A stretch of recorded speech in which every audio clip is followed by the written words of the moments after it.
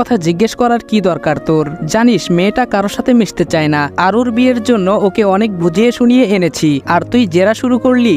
বাবা বাহিরে থেকে ভেতরে ঢুকতে ঢুকতে বলল, কিসের জেরা হচ্ছে এখানে শুনি? পেছনে তাকিয়ে বাবাকে দেখে ভাইয়া বলল, বাবা এসেছো, মিটিং কেমন হলো? বাবা বলল, ভালোই হয়েছে, আশা করি ডিলটা আমরাই পাবো। তা তোরা কিসের জেরা টেরার কথা বলছিলি? আরু বলল, ও কিছু না বাবা, ইস্যু আপুর কথা হচ্ছিল। ভাইয়া আপুকে প্রশ্ন করছিল কি করে, এতেই আপু মনে হয় রাগান্বিত হয়েছে।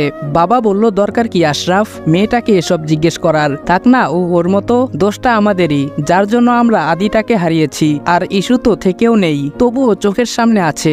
এখন থাক, যদি রাগ করে চলে যায় তাহলে ওর বাবা মাকে কি জবাব দেব? এতক্ষণ আমি কানে মোবাইল ধরে রেখে ওদের কথা শোনার জন্য সিঁড়িতে দাঁড়িয়ে কথা বলার অভিনয় করছিলাম। ভাইয়া বলল, আচ্ছা ঠিক আছে, আমার ভুল হয়ে গেছে। মা বলল, যা হয়েছে হয়েছে, বাদ দাও, এসব নিয়ে কথা বাড়িয়ে কোনো লাভ নেই, বলেই প্রসঙ্গ ঘুরিয়ে অন্য আলোচনায় চলে গেল। আর আমি নিজের রুমে চলে এসেছি, কিন্তু তাদের কথার মাথামুন্ডু কিছু বুঝে উঠতে পারছি না। ইসির আবার কি হয়েছিল, আরও আলাদাই বা কেন থাকে, হিসেব কোনোটাই মিলাতে পারছি না। ধুর, মাথা ধরে আসছে আমার। তাই ফ্রেশ হতে ওয়াশরুমের দিকে গেলাম। অনেকক্ষণ ধরে শাওয়ার নিয়ে বেরিয়ে এলাম। ঘড়িতে এখন 8টা 48, তাই ফোনটা হাতে নিয়ে বসেছি। ফোনের ভেতরে ফেসবুক স্ক্রল করতে করতে চোখ দুটো বন্ধ হয়ে আসছে, তাই উঠে গিয়ে আবার চোখে মুখে পানি ছিটিয়ে দিলাম। আসলে শরীরটা দুর্বল, তার উপর এত প্রেসার, মনে হচ্ছে জ্বর আসতে চাইছে আমার। কিছুক্ষণ পর মা এসে বলে খেতে যাওয়ার জন্য, তাই উঠে যাই। আমিও মনে মনে এটাই চাইছিলাম, কিছু একটা খেয়ে ওষুধ খেতে হবে, এত সহজে দুর্বল হলে চলবে না। তাই আর দেরি না করে মায়ের পেছন পেছন চলে যাই নিচে। আমাকে দেখে বাবা বলল, রাজ, তোমায় এত ডাকতে হয় কেন? নিজের থেকে আসা যায় না? খেয়াল করলাম সবাই আমার দিকে তাকিয়ে আছে। আমি কিছু না বলে চেয়ার টেনে বসে গেলাম। আমার কোনো উত্তর না পেয়ে বাবা একটা দীর্ঘশ্বাস ছাড়লেন। ভাবি বলল, ইস্যু নাকি খাবে না? ভাবির কথাটা শুনে আমি ভাবির দিকে তাকাই। এতক্ষণে খেয়াল করলাম এখানে ইসি নেই, তাই তো কেমন কম কম লাগছিল।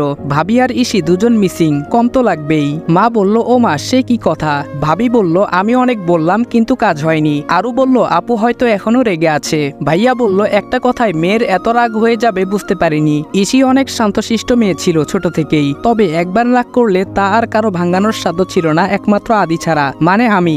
সেই অবস্থাটা এখনো রয়েছে, কেউ ওর সামনে যায়নি। মা বলল, এখন জোর করতে গেলে হিতে বিপরীত হতে পারে, তাই বলে সারা রাত না খেয়ে থাকবে, এটা কেমন কথা? ওর তো না খেয়ে উপোস থাকলে সমস্যা হয়। মায়ের কথাটা শুনে মনে পড়ে, ছোটবেলায় একবার ইসি কোনো একটা কারণ নিয়ে খুব অভিমান করেছিল। সারাদিন ভাত খায়নি, এমনকি পানি পর্যন্ত খায়নি, কিন্তু তখন আমি এতটা সিরিয়াস ছিলাম না, এজন্য বেশি জোরও করিনি। যদিও জানতাম না তখন আমি জোর করলে খেত কিনা।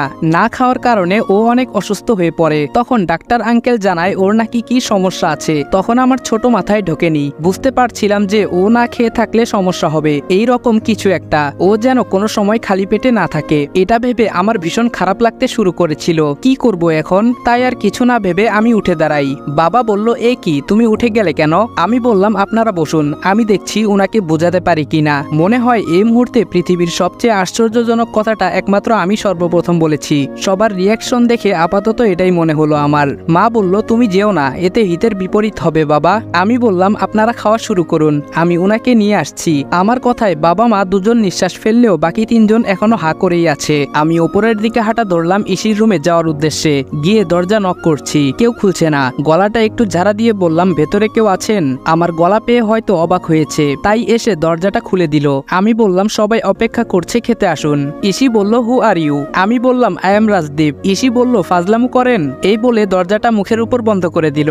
আর একটু হলেই আমার নাকটা যেত। তারপর অনেকক্ষণ ডাকাডাকির পরেও দরজা খুলল না। কি করি এখন? পেয়েছি। আমি বললাম, কাল অফিসে কাজের অনেক চাপ যাবে, কেউ যদি বলে সে অসুস্থ তাহলে তাকে ছাঁটাই করে দেওয়ার আদেশ আছে। এখন ভেবে দেখুন কাজটা আপনার দরকার না অদরকার। বলেই চলে এলাম। আমি কোন দিকে ইঙ্গিত করেছি সেটা ও সরাসরি না বুঝলেও ওই অফিসে থাকাটা কত দরকারি তা বুঝতে পেরেছে, তাই আমিও চলে এলাম। আমায় একা নামতে দেখে মা বলল, দেখলে তো কত জিদ, আসেনি? ভাইয়া বলল, মা ওই দিকে দেখো। ভাইয়ার কথায় সবাই পেছনে ফিরে যা দেখলো তাতে সবার মুখই হা। ইসি আসছে খাওয়ার জন্য, কিন্তু একটা কথাও বলেনি, তাই কেউ কিছু জিজ্ঞাসা করেনি। এদিকে আরো আর ভাবি একবার আমার দিকে আরেকবার ইসির দিকে তাকাচ্ছে। ওদের চাহনি মোটেও ঠিক নয়, তাই আমি তাড়াতাড়ি খেয়ে নিজের রুমে চলে এলাম। রুমে বসে বসে ল্যাপটপে কাজ করছি, তখন ফোনটা বাজে। ফোনটা কেটে দিয়ে বিছানার উপর ফেলে দিয়ে নিচে বসে পড়লাম। কি করব কিছু বুঝতে পারছি না। কেস কেমন জটলা পাকিয়ে যাচ্ছে বলে মনে হচ্ছে।